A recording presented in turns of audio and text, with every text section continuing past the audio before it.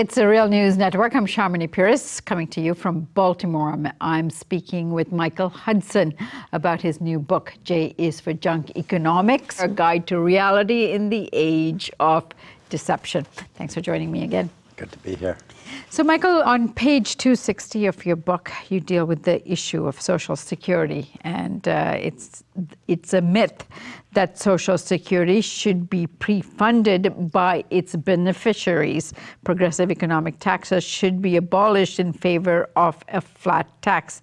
Just one tax rate for everyone, you say. But let's apply this. We talked about this earlier, but let's apply what this actually means when it comes to Social Security. The mythology is to try to convince people that, after all, if they're the beneficiaries of Social Security, it should be pre-funded. Well, that's like saying that you're the beneficiary of an education, you have to pay for the schooling. You're the beneficiary of health care, you have to pay for that. You're the beneficiary of America's military spending that keeps us from being invaded next week by Russia. You have to spend for all that. Where do you draw the line? Nobody really anticipated in the 19th century that people would have to pay for their own retirement. This was viewed as an obligation of society. And you had the first pension Social Security program in Germany under Bismarck. And the whole idea is Social Security is a public obligation. There are certain rights of citizens, and the right should be after your working life, you deserve a retirement, and you have to be able to afford this retirement and not have to beg in the street for money. So the wool that's been pulled over people's eyes is to imagine that because they're the beneficiaries of Social Security, they have to actually pay for it. And this was Alan Greenspan, a trick that he pulled basically in the 1980s when he was head of the Greenspan Commission. He said, let's achieve what we need to do in America. We need to traumatize the workers. We need to squeeze them so much that they will never have the courage to strike, never have the courage to ask for better working conditions. Let's really squeeze them, and the best way to do it is to very sharply increase their taxation. But we won't call it a tax. Of course it's a tax, but we will say it's not a tax, it's your contribution to your Social Security, and now this is 15.4% of everybody's paycheck. It comes right off the top. And what Greenspan did was say, let's make the wage earners as a whole pay this FICA cut out of their paycheck every month. Let's lend it to the government. And now with all of this huge surplus that we're squeezing out of the wage earners, there's a cutoff point now. The cutoff is around $120,000. Rich people don't have to pay for the Social Security funding. Only the wage earner class has to. This is lent to the government to actually enable the government to say, we have so much extra money in our budget pouring in from Social Security that now we can afford to cut taxes on the rich.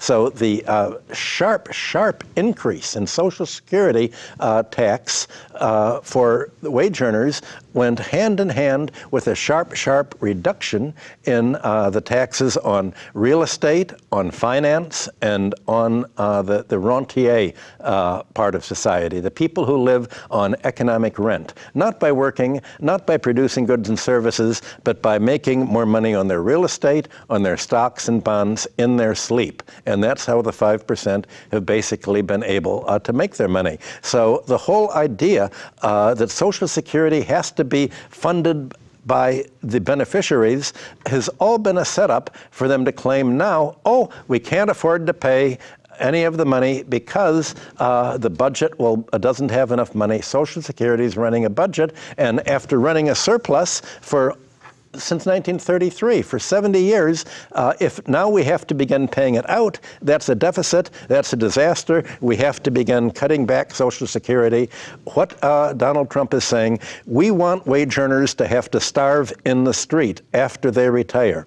The Federal Reserve has just published statistics saying the average American family in the 50s and in their 55 and 60 years old only has about $14,000 worth of savings. squeezing. This isn't enough. The whole idea is there's been a vast looting of pension funds, very largely by Wall Street, and that's why the investment banks have had to pay tens of billions of dollars of penalties for cheating the pension funds. The current rate of return, risk-free, is 0.1% on government bonds, so the pension funds don't have enough money to pay pensions. So the idea is that what people thought there was going to be available for their retirement all of a sudden isn't. There are so many corporate pension funds that are going bankrupt that the Pension Fund Guarantee Corporation doesn't have enough money to bail it out. It's in deficit.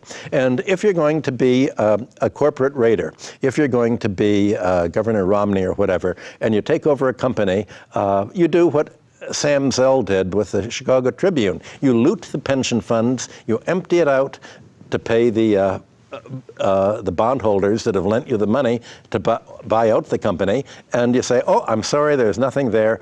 It's wiped out.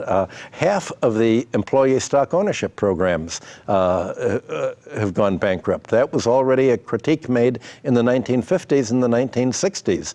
In Chile, the Chicago boys, who really developed this program, University of Chicago economists, made it possible for the Chileans who privatized and who privatized the Social Security system to set aside a pension fund managed by the company, mostly that would invest it in its own stock. The company would then set up an affiliate that would actually own the company under an umbrella, then leave the company with a pension fund to go bankrupt, having already emptied out all of the pension fund in a loan to the corporate shell. So it's all a shell game, basically, for this. And there's no Social Security problem whatsoever.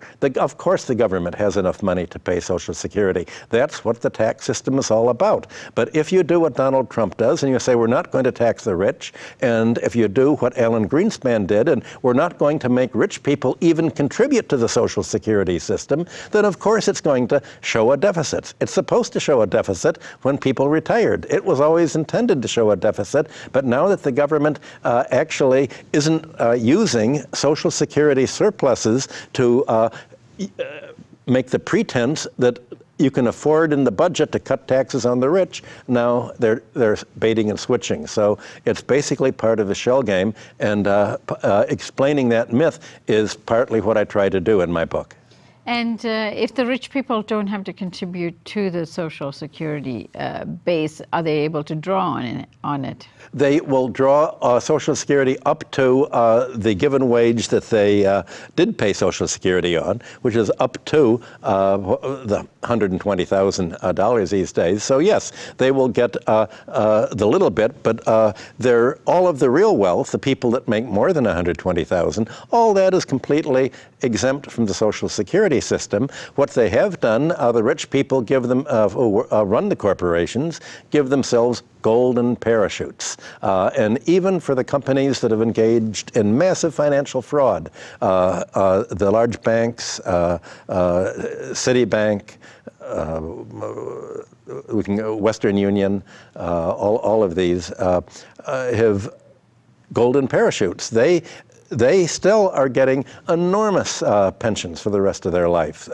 And they're talking as if, well, the pensions are in deficit, but corporate pensions, but that's because the corporate pensions for the leading officers are quite different from the pensions to the blue-collar workers and the wage earners as a whole. So again, there's a whole kind of fictitious economic statistics that are used. And one of the words that I use in the dictionary is mathiness. The idea that if you can put a number on something, it somehow is scientific, and the number you put on is realistic, when it really is the product of corporate accountants and lobbyists reclassifying income in a way that it doesn't appear to be income, and somehow taking money out and giving it to the richest 5% and making it appear as if all this deficit is the problem of the 95%. That's blame the victim economics. And you could say that the way that the economic accounts are being presented by Congress Congress to the American people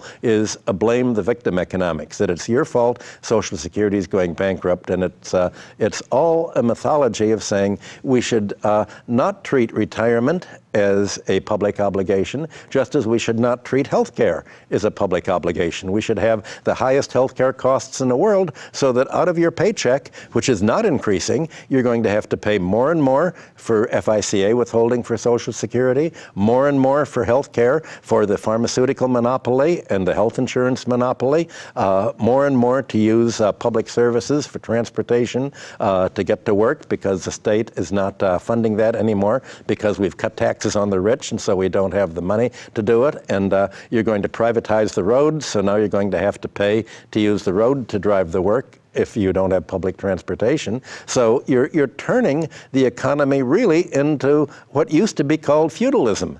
Except we don't have serfdom. People can live wherever they want, but they all have to pay to this new sort of hereditary financial, real estate, public enterprise class that is transforming the economy.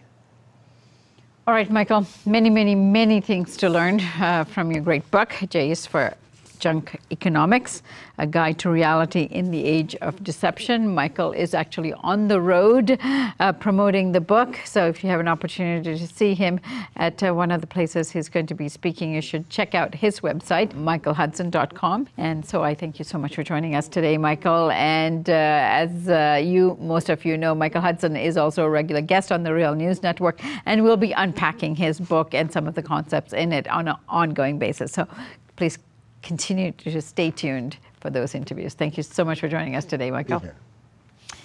And thank you for joining us on the Real News Network.